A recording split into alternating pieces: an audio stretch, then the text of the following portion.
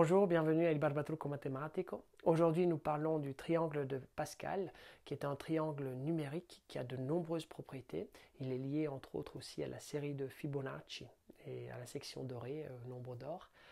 Nous, aujourd'hui, nous sommes intéressés au lien entre le triangle de Pascal et le coefficient binomial, dont nous avons parlé déjà dans une vidéo précédente.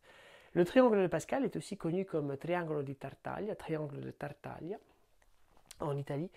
Tartaglia est un mathématicien du XVIe siècle italien qui a travaillé sur ce triangle, et aussi il est connu comme le triangle de Khayyam, pardonnez-moi la prononciation s'il n'est pas correct, qui est un philosophe et un poète et mathématicien persien du Xe, XIe siècle.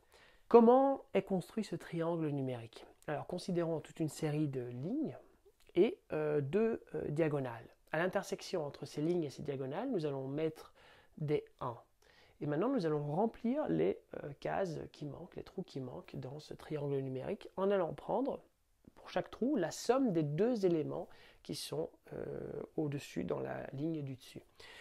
Par exemple, ici, nous avons une position vide. Et bien là, nous allons mettre 1 plus 1.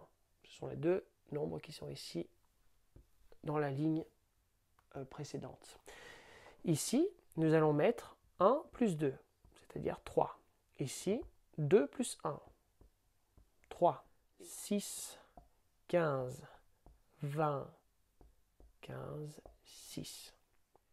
Et bien maintenant, quel est le lien entre le triangle de Pascal et le coefficient binomial?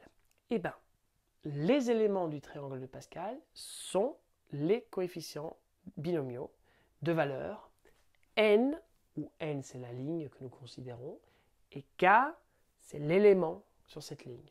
Par exemple, k, je rappelle, va balayer toutes les valeurs entre 0 et n.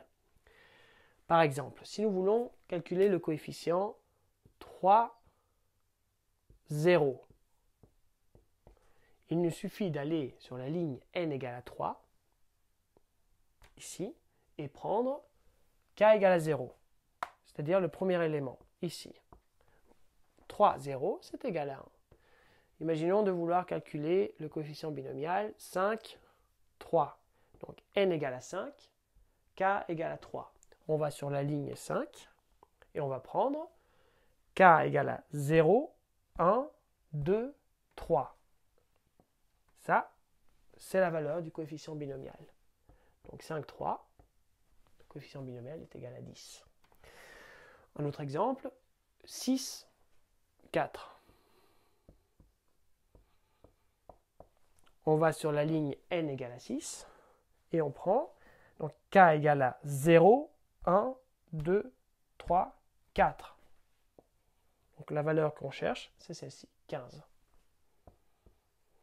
Le triangle de Pascal est extrêmement utile parce que on voit la construction est simple, et dans le cas où on oublie, pour une raison xy, on devait avoir oublié la formule du coefficient binomial, et ben on peut retrouver facilement les valeurs du coefficient binomial, du moins pour des valeurs de n et k petites, en allant simplement construire le triangle de Pascal et en allant sélectionner l'élément qui nous intéresse.